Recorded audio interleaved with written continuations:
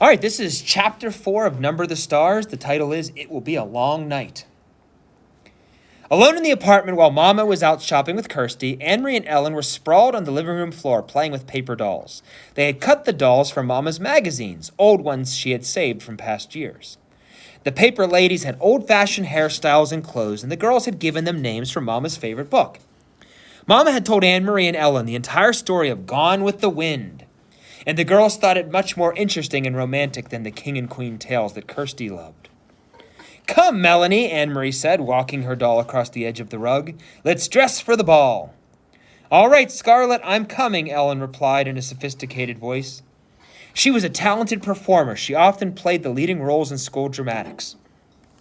Games of the imagination were always fun when Ellen played. The door opened and Kirsty stomped in, her face tear-stained and glowering. Mama followed her in with an exasperated look and set a package down on the table. "I won't," Kirsty sputtered. "I won't ever wear them. Not if you chain me in prison and beat me with sticks." Anne-Marie giggled and looked questionably at her mother. Mrs. Johansson sighed. "I bought Kirsty some new shoes," she explained. "She's outgrown her old ones." "Goodness, Kirsty," Ellen said. "I wish my mother would get me some new shoes. I love new things, and it's so hard to find them in the stores." "Not if you go to a fish store," Kirsty bellowed. "But most mothers wouldn't make their daughter wear ugly fish shoes." "Kirsten," Mama said soothingly, "you know it wasn't a fish store, and we were lucky to find shoes at all." Kirsty sniffed. "Show them," she commanded. "Show Anne-Marie and Ellen how ugly they are." Mama opened the package and took out a pair of little girl's shoes. She held them up, and Kirsty looked away in disgust.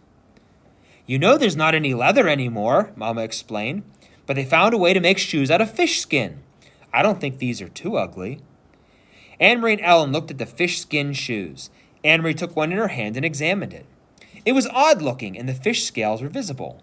But it was a shoe, and her sister needed shoes. "It's not so bad, Kirsty," she said, lying a little. Ellen turned the other one over in her hand. "You know," she said, "it's only the color that's ugly." "Green," Kirsty wailed. "I will never, ever wear green shoes." What are you doing? That's not okay what you're doing. That's not okay.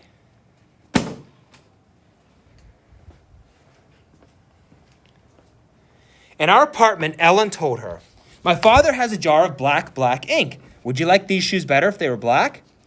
Kirsty frowned. "Maybe I would," she said finally. "Well then," Ellen told her, "tonight, if your mama doesn't mind, I'll take the shoes home and ask my father to make them black for you with his ink." Mama laughed. "I think that would be a fine improvement. What do you think, Kirsty?"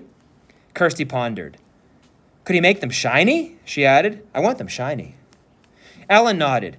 "I think he could do that. I think they'll be quite pretty, all black and shiny." Kirsty nodded. "All right then," she said, "but you mustn't tell anyone that they're fish. I don't want anyone to know." She took her new shoes, holding them disdainfully, and put them on a chair. Then she looked with interest at the paper dolls. "Can I play too?" Kirsty asked. "Can I have a doll?" She squatted beside Anne-Marie and Ellen on the floor. Sometimes Anne-Marie thought Kirsty was such a pest, always butting in. But the apartment was small, and there was no other place for Kirsty to play. And if they told her to go away, Mama would scold. "Here," Anne-Marie said, and handed her sister a cutout little girl doll. "We're playing Gone with the Wind. Melanie and Scarlett are going to a ball. You could be Bonnie. She's Scarlett's daughter." Kirsty danced her doll up and down happily. "I'm going to the ball," she announced in a high pretend voice. Ellen giggled. "A little girl wouldn't go to a ball. Let's make them go someplace else. Let's have them go to Tivoli." "Tivoli?" Anne-Marie began to laugh. "That's in Copenhagen. Gone with the Wind is in America." "Tivoli, Tivoli," little Kirsty sang, twirling her doll in a circle. "It doesn't matter because it's only a game anyways," Ellen pointed out. "Tivoli can be over there by the chair. Come, Scarlett," she said, using her doll voice. "We shall go to Tivoli to dance and watch the fireworks, and maybe there will be some handsome men there. Bring your silly daughter Bonnie, and she can ride on the carousel." Anne-Marie grinned and walked her Scarlett towards the chair that Ellen had designated as Tivoli. She loved Tivoli Gardens in the heart of Copenhagen. Her parents had taken her there often when she was a little girl.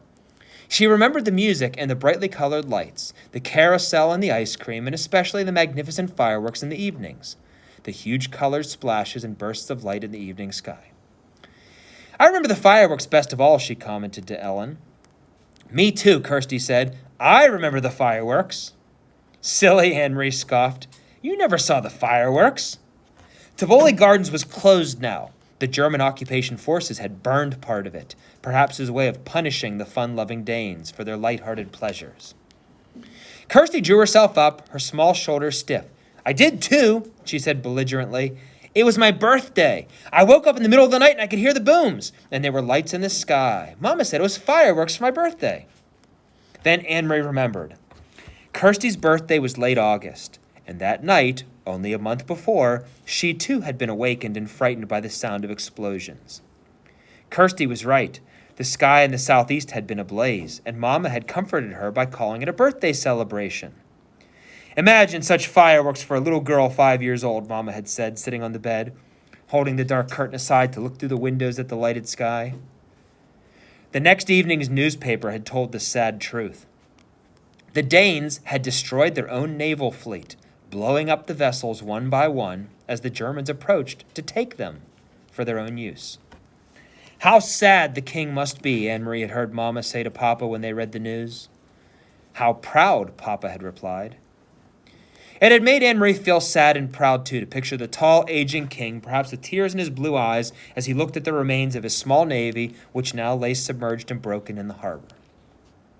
I don't want to play anymore, Ellen, she said suddenly, and put her paper doll on the table. I have to go home anyways, Ellen said. I have to help Mama with the house cleaning. Thursday is our New Year's. Did you know that?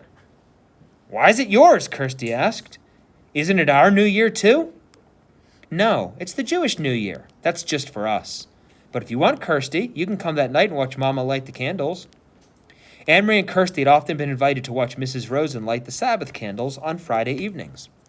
She covered her head with a cloth and said a special prayer in Hebrew as she did so. Anne-Marie always stood very quietly, awed to watch. Even Kirsty, usually such a chatterbox, was always still at that time. They didn't understand the words or the meanings, but they could feel what a special time it was for the Rosens. Yes, Kirsty agreed happily. I'll come over and watch your Mama light the candles, and I'll wear my new black shoes. But this time was to be different. Leaving for school on Thursday with her sister, Anne-Marie saw the Rosens walking to the synagogue early in the morning, dressed in their best clothes. She waved to Ellen, who waved happily back. Lucky Ellen, Anne-Marie said to Kirsty, she doesn't have to go to school today. But she probably has to sit very still like we do in church, Kirsty pointed out. That's no fun. That afternoon, Mrs. Rosen knocked at their door but didn't come inside. Instead, she spoke for a long time in a hurried, tense voice to Anne-Marie's mother in the hall. When Mama returned, her face was worried, but her voice was cheerful. Girls, she said, we have a nice surprise. Tonight, Ellen will be coming to stay overnight to be our guest for a few days. It isn't often we have a visitor. Kirsty clapped her hands in delight. But Mama, Anne-Marie said in dismay, it's their New Year. They were going to have a celebration at home. Ellen told me that her mother managed to get a chicken someplace and she was going to roast it.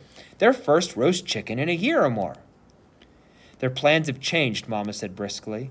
Mr. and Mrs. Rosen have been called away to visit some relatives, so Ellen will stay with us. Now, let's get busy and put clean sheets on your bed. Kirsty, you may sleep with Mama and Papa tonight, and we'll let the big girls giggle by themselves. Kirsty pouted, and it was clear that she was about to argue. Mama will tell you a special story tonight, her mother said, one just for you. About a king? Kirsty asked dubiously. About a king if you wish, Mama replied. All right then, but there must be a queen too, Kirsty said. Though Mrs. Rosen sent her chicken to the Johanssons and Mama made a lovely dinner large enough for second helpings all around, it was not an evening of laughter and talk. Ellen was silent at dinner. She looked frightened. Mama and Papa tried to speak of cheerful things, but it was clear that they were worried, and it made Anne-Marie worry too. Only Kirsty was unaware of the quiet tension in the room. Swinging her feet in her newly blackened and shiny shoes, she chattered and giggled during dinner.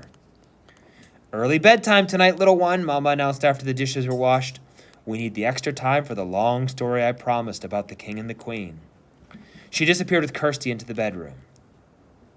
What's happening? Anne-Marie asked when she and Ellen were alone with Papa in the living room. Something's wrong. What is it? Papa's face was troubled.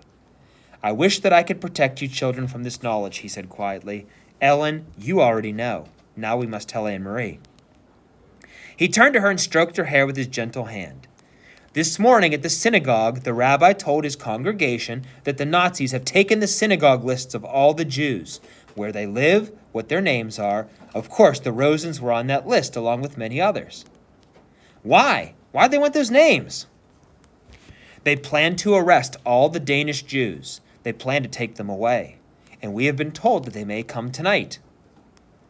I don't understand. Take them where? Her father shook his head. We don't know where, and we don't know why. They call it relocation. We don't even know what that means. We only know that it is wrong, and it is dangerous, and we must help. Anne-Marie was stunned. She looked at Ellen and saw that her best friend was crying silently. Where are Ellen's parents? We must help them, too. We couldn't take all three of them. If the Germans came to search our apartment, it would be clear that the Rosens were here. One person we can hide, not three. So Peter has helped Ellen's parents go elsewhere. We don't know where. Ellen doesn't know either, but they are safe. Ellen sobbed aloud and put her face in her hands. Papa put his arm around her. They're safe, Ellen. I promise you that. You will see them again quite soon. Can you try hard to believe my promise? Ellen hesitated, nodded, and wiped her eyes with her hand. But Papa, Anne-Marie said, looking around the small apartment with its few pieces of furniture, the fat stuffed sofa, the table and chairs, the small bookcase against the wall. You said that we would hide her. How can we do that? Where's she going to hide? Papa smiled. That part is easy. It will be as your mama said. You two girls will sleep in your bed, and you may giggle and talk and tell secrets to each other. And if anyone comes... Ellen interrupted him. Who might come? Will it be soldiers, like the ones on the corner? Anne-Marie remembered how terrified Ellen looked the day the soldiers had questioned them on the corner. I really don't think anyone will, but it never hurts to be prepared. If anyone should come, even soldiers, you two will be sisters. You are together so much, it'll be easy for you to pretend that you're sisters. He rose and walked to the window. He pulled the lace curtain aside and looked down into the street. Outside, it was beginning to grow dark. Soon they would have to draw the black curtains that all Danes had on their windows. The entire city had to be completely darkened at night. In a nearby tree, a bird was singing. Otherwise, it was quiet. It was the last night of September. Go now and get into your nightgowns. It will be a long night. Anne-Marie and Ellen got to their feet. Papa suddenly crossed the room and put his arms around each girl. He kissed them on the top of the head. Anne-Marie's blonde one, which reached to her shoulders, and Ellen's dark hair, the thick curls braided, as always, into pigtails. Don't be frightened, he said to them softly. Once I had 3 daughters. Tonight I am proud to have 3 daughters again.